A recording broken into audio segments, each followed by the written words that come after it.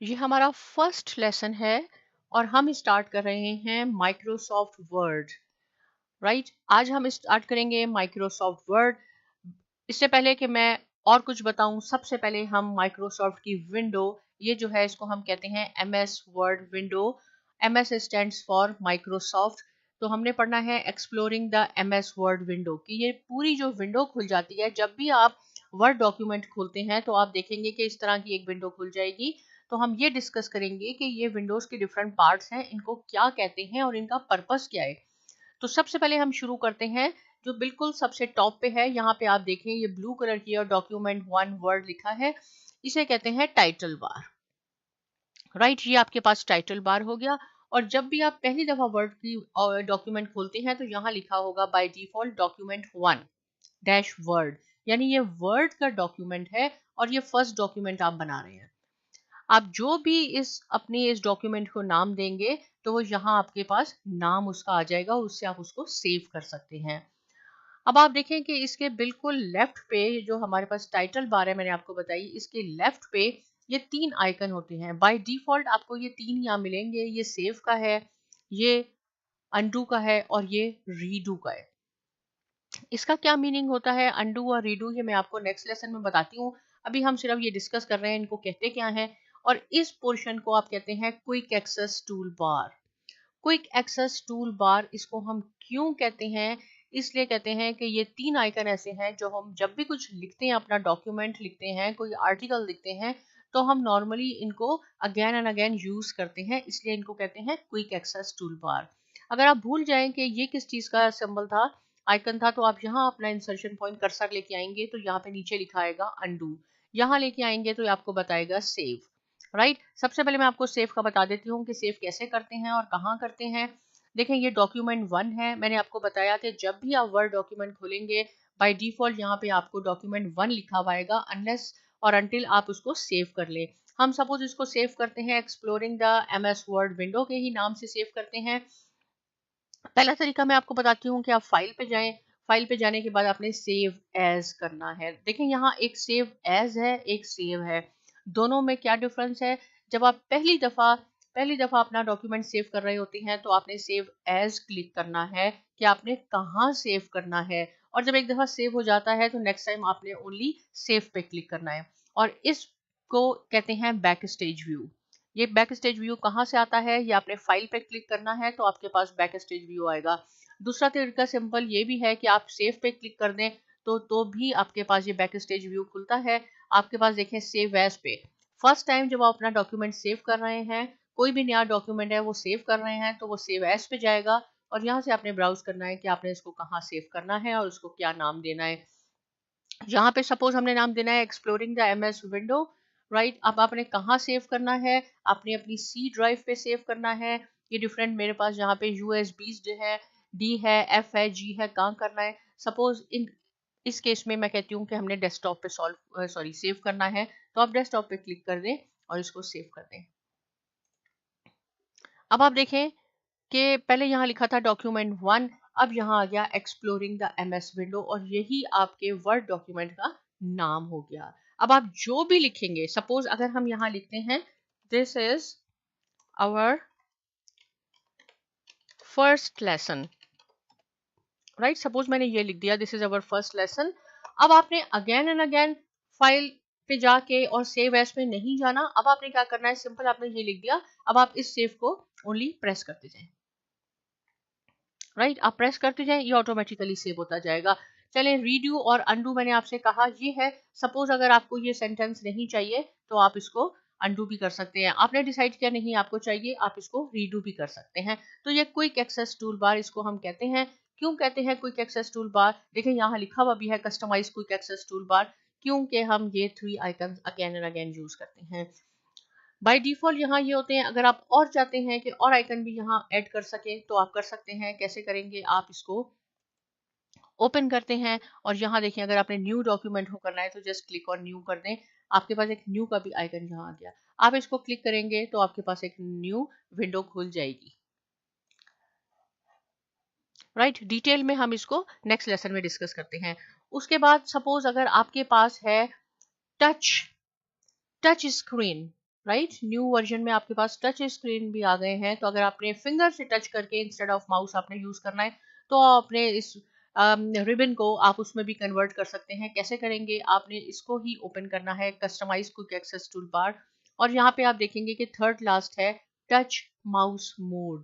Click करें touch mouse mode पे, आपको ये आइकन यहाँ नजर आएगा, इस आइकन को ओपन करें तो आप करेंगे यहाँ पे टच, तो देखिए ये टच में कन्वर्ट हो गया।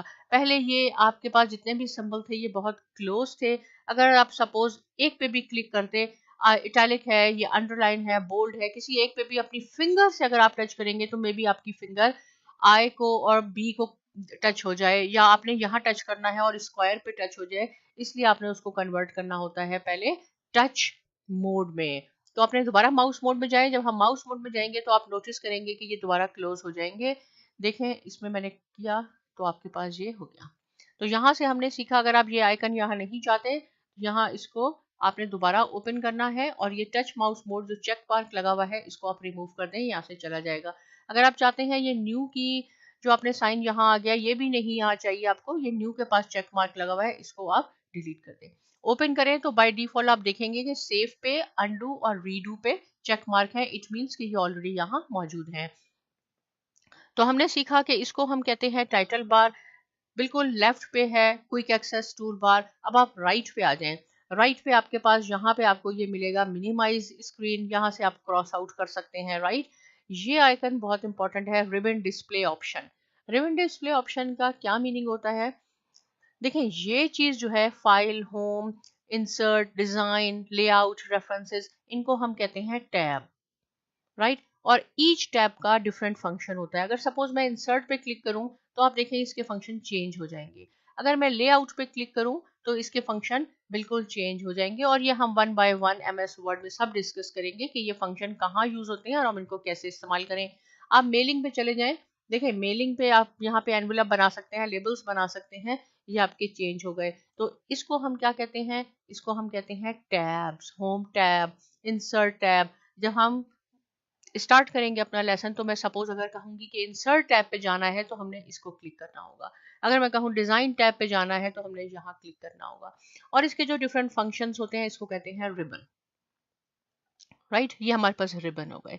अब आप देखेंगे कि ये जो रिबन है इसमें जो फंक्शन है ये ग्रुपिंग इसकी हुई हुई है, ये cut, copy, paste, format, paint, इसका एक ग्रुपिंग है। यहाँ देखें आपको एक लाइन नजर आएगी और यहाँ है क्लिपबोर्ड ग्रुप, इसको हम कहेंगे ये क्लिपबोर्ड ग्रुप है। सिमिलरली यहाँ से लेके यहाँ तक फॉन्ट हो गया, यहाँ हो गया बोल्ड, इटैलिक, अंडरलाइन, फॉन्ट, ये सारे यहाँ आ जाते हैं, तो इसको हम कहते हैं कि ये फॉन्ट ग्रुप है, राइट। ये पैराग्राफ ग्रुप है, यहाँ से आप यहाँ तक देखें ये ग्रुप बन जाते हैं आपके पास, राइट। और ये जरूरी नहीं है कि आप जितने भी आपके पास फंक्शन हो सबके ग्रुपिंग हो, सबकी ग्रुपिंग नहीं होती, कुछ की ग्रुपिंग होती है। और ये इसको हम लॉन्चर कहते हैं। अगर आप इसको भी खोल लें तो इसमें वो फंक्शंस हैं जो यहाँ डिस्प्ले नहीं हुए तो आपको यहाँ से मिल जाएंगे, राइट। तो इसको हम कहते हैं ये लॉन्चर है हमारे पास। यहाँ से ये जो मैंने आपको बताया रिबन डिस्प्ले, समटाइम्स ऐसा होता है कि आप काम कर रहे होते हैं और गलती से आपका हाथ कहीं लग जाता है जिसकी वजह से आपका ये रिबन डिसअपीयर हो जाता है, या आपके ये टैब्स भी डिसअपीयर हो जाते हैं। सपोज मैं आपको करके दिखाती हूँ, अगर मैं ये है शो टैब्स एंड कमांड्स, ये show tabs auto hide ribbon, अगर मैं इसमें क्लिक कर दूंगी तो समटाइम्स ऐसा हो जाता है कि आपके टैब्स भी चले गए, आपका रिबन भी चला गया। अब आप परेशान हो गए कि मेरे तो कंप्यूटर में या मेरे डेस्कटॉप पे तो रिबन है ही नहीं, टैब्स है ही नहीं। ऐसी बात नहीं है, आपने ये जो 3 डॉट्स यहाँ नजर आ रहे हैं यहाँ, इसको आप सिंपल क्लिक कर दें और ये आपके पास ये देखें ये एरो का है, अप एरो रिबन डिस्प्ले, इसको किया तो आप इसको क्लिक करेंगे, शो टैब्स एंड कमांड्स, ये आपके पास फिर आ जाएंगे।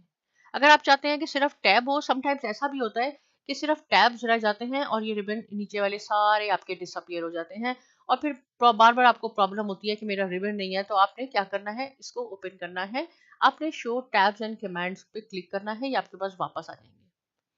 दूसरा तरीका क्या है कि सपोज अगर आपके पास टैब्स ही रह गए हैं और आपके सारे फंक्शंस डिसअपीयर हो गए हैं, तो आप यहाँ पे इसको क्लिक कर दें, इसके बाद कोलैप्स द रिबन करें तो आपके पास ये दोबारा आ जाएगा,